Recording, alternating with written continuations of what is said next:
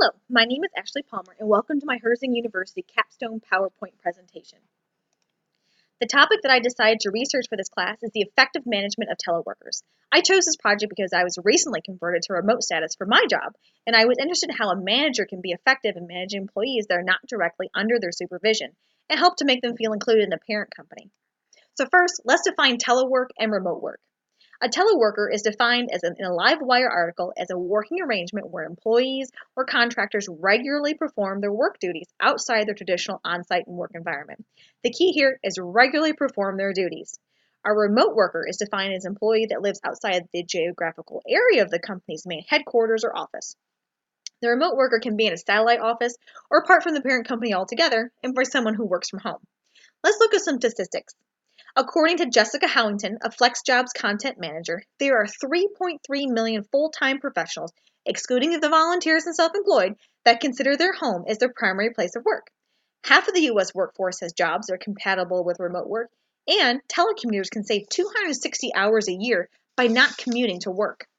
So let's take a look at my hypothesis and theory. Telework and remote workers have become vital in many businesses and industries. The reliance on these workers has presented many challenges for companies, extending from financial to managerial. When teleworkers integrate into a company, the effective management of these employees is essential. Managers need to use techniques such as regular check-ins, clear communication, including teleworkers in decision-making at the parent company level, and setting key performance indicators. The use of these techniques will lead to high employee retention rates, higher job satisfaction, and a stronger commitment to the parent company among teleworkers. All these factors will lead to less job-related stress. So let's take a look at the history of telework. The history of telework can be traced back to the early 17th century in Europe. According to the article, The History of Telecommuting and Where It Stands Now, these early teleworkers are essentially acted as home-based subcontractors who received raw materials from the merchants to turn to specified items or contents like cloth or ironware. Such workers had such a good deal of control over their time. They could get the younger kids to help out with certain tasks and did not have to deal with the less than ideal travel conditions of the pre-automobile society.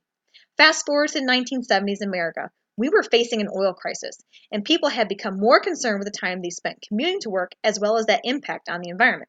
This led Jack Niles, sometimes referred to as a father of telecommuting, to conduct an experiment involving 30 employees that worked for NASA and the United States Air Force. These employees would complete complex mathematical problems and other tasks critical to the space program at their homes, then report back to Fort Lauderdale base with finished material. The 1990s brought about the digital age, the internet, and the Clean Air Act. These brought about a sharper focus to the concept of telework. This push was what the larger businesses needed to embrace the concept of telecommuting. This is also about the time the federal government increased the number of teleworking employees. There are also certain industries that support telework. In the U.S., there's the federal government and the private sector. The federal government is one of the largest employers of teleworkers in the nation. Once the federal government saw the cost savings of office overhead and operational expenses, they jumped at the chance to trim the budget of the departments by converting current employees to remote workers or hiring remote workers instead of traditional brick-and-mortar employees to fill these vacant positions. The United States Department of Personnel Management says that since 2010, when Congress passed the Telework Enhancement Act, federal agencies have made remarkable progress in developing and utilizing telework programs to help achieve mission objectives. This shift from traditional work environments to telework has allowed the employee pool to become more diverse and give more opportunities to persons not geographically located near a federal building. Although the private sector was slower to adopt the concept of teleworkers, it is quickly becoming a very popular way to work. Global analytics tell us that Fortune 1000 companies around the globe are entirely revamping their business models around the fact that employees are already mobile. Studies repeatedly show that desks are vacant 50 to 60% of the time.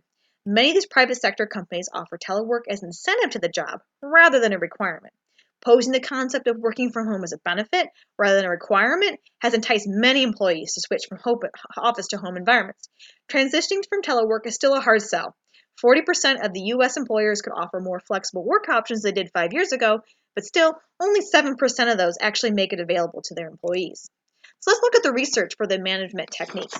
I came up with 4 different management techniques that can be used when managing teleworkers. These include regular check-ins, clear communications, inclusion in decisions, and key performance indicators. Let's first look at regular check-ins that build rapport.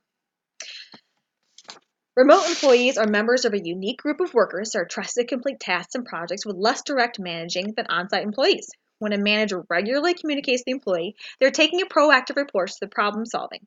Regular communication can be set for a day and time that is beneficial for both the employee and the employer. One of the benefits of working in an office environment, though, is the small talk and friendships that occur between employee and managerial staff. The small talk builds rapport and confidence in leadership abilities of the management staff. But when managing remote employees, it's easy just to talk about what needs to be done and get off the phone and get back to executing the job.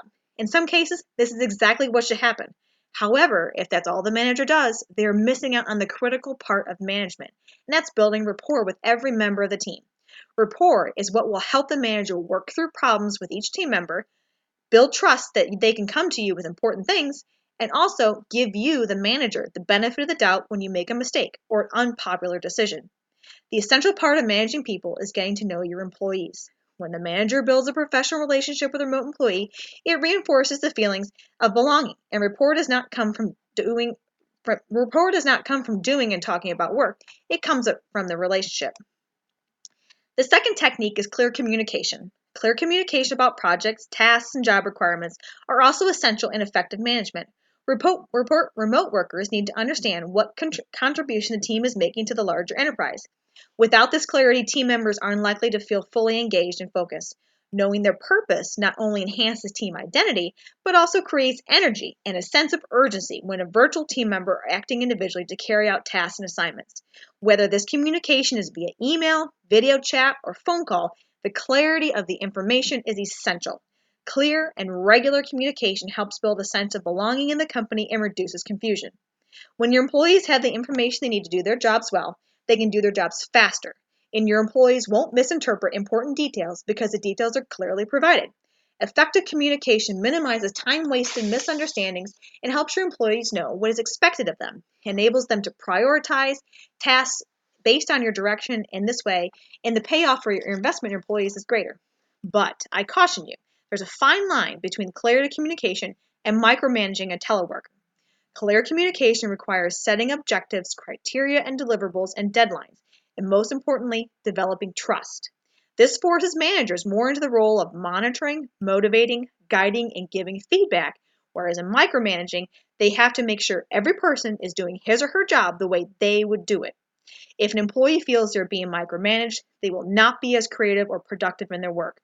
Overmanaging can be as detrimental as undermanaging when it comes to remote employees. The third technique is inclusion in decisions. One of the obvious disadvantages of telework is a physical distance. But one thing a manager can do to make a teleworker feel part of the team is asking their input for decisions that affect the department, potential projects, and the way they conduct business. Predictions indicate that 50% of the U.S. workforce will work remotely by the end of 2020. This can leave a majority of your workers out of the decision-making process that happens on-site at the parent company. The culture of the company directs the types and frequency of decisions. Teleworkers are a large portion of that culture. Managers not only need to focus on the inclusion of the teleworker in the decision-making process, but build a cohesive team between on-site employees and the teleworkers. When there's a decision affecting the team as a whole needs to be part of the process.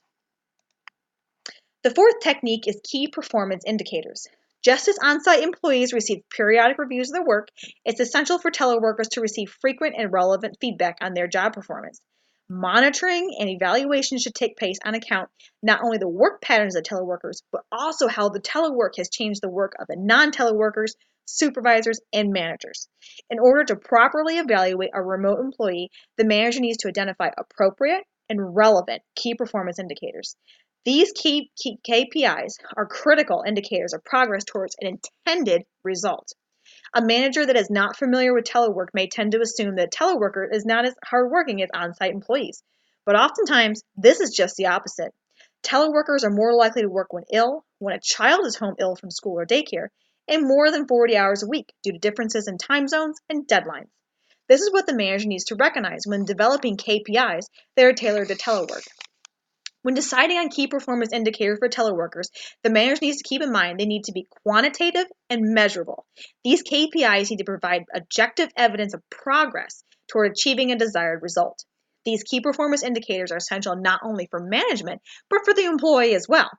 The ability to self-manage is a key trait for teleworkers, and KPIs give them a goal to work towards. When given measurable tasks, not only does it allow the manager to evaluate the employee and their work, but also gives the teleworker a sense of accomplishment that's measurable and visual. Now, there are several outcomes to effective management. 3 of these are high employee retention rates, high job satisfaction, a stronger commitment to the parent company. Let's look at high retention rates. The average cost to replace an employee is between $6,000 and $9,000. This can be a huge expense, not only for a small company, but also for a large corporation if employee turnover is rapid. When teleworkers feel valued and get feedback in a respectful and timely manner, they are less likely to quit. Using management techniques of clear communication and regular check-ins, managers can build rapport with employees, ensure they are dedicated to the parent company for years to come. Jessica Howington tells us that telecommuters are 50% less likely to quit their job when they feel valued and a vital part of the organization as their offers counterparts. High job satisfaction. Some might argue that high job satisfaction leads to high retention rates, or that high retention rates occur because an employee is satisfied with their job. But the bottom line is that these two concepts are closely related.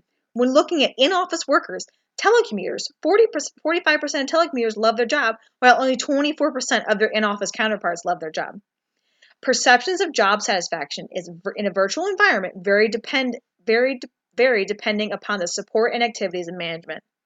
During review of employee performance, the manager can take the opportunity to gather feedback from the teleworker as to the effectiveness and clarity of the communication in which they engage.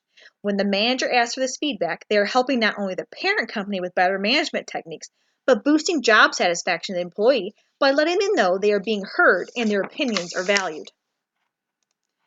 Our final outcome is a stronger commitment to the parent company. Teleworkers that are satisfied with their jobs have a strong sense of commitment to the organization.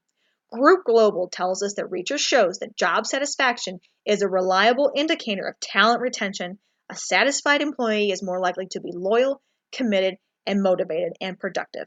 The physical remoteness of the employee is a challenge the manager needs to overcome with management techniques that ensure the commitment is there. The communication of clear expectations, the including of the employee in decision-making processes in the department in which they're employed, is the critical component to the strong commitment to the parent company. Feelings of isolation could occur. The feelings of isolation could lower an individual's organizational commitment in a virtual work setting. However, effective management practices and communication often reduce such feelings of isolation while increasing organizational commitment. When the teleworker feels that they are a valued member of the company, and they will have a stronger commitment to the parent company. All these outcomes lead to reduced job-related stress. Stress is a fact of life, especially job-related stress, but the disconnect that a teleworker can feel from the parent company, coupled with micromanaging that can occur because of this distance, raises the probability of job-related stress. Your employees should be able to solely focus on the job you've hired them to do. They should not have to allocate any time or effort deciphering messages that they receive from management. It's important that the communication coming from leadership teams is clear. Whether it's meetings, emails, or memos, expectations need to be defined and questions need to be answered. Employees who experience high levels of job stress are likely to be unhealthy, poorly motivated, and less productive. Their organizations are also less likely to succeed in a competitive market. When productivity declines, financial benefit of your remote worker is lost. In conclusion, managers are the key to the success of the teleworker. The teleworker that is satisfied with their job will be more committed to the parent organization. This is achieved from management techniques like regular check-ins from management that build rapport with teleworkers, clear communications of expectations, inclusion in team decisions, and providing key performance indicators. All of these are essential to keeping and retaining satisfied employees. When all factors are considered and coupled with deliberate management techniques, the employee will be successful at teleworking and in turn become a valuable asset to the company.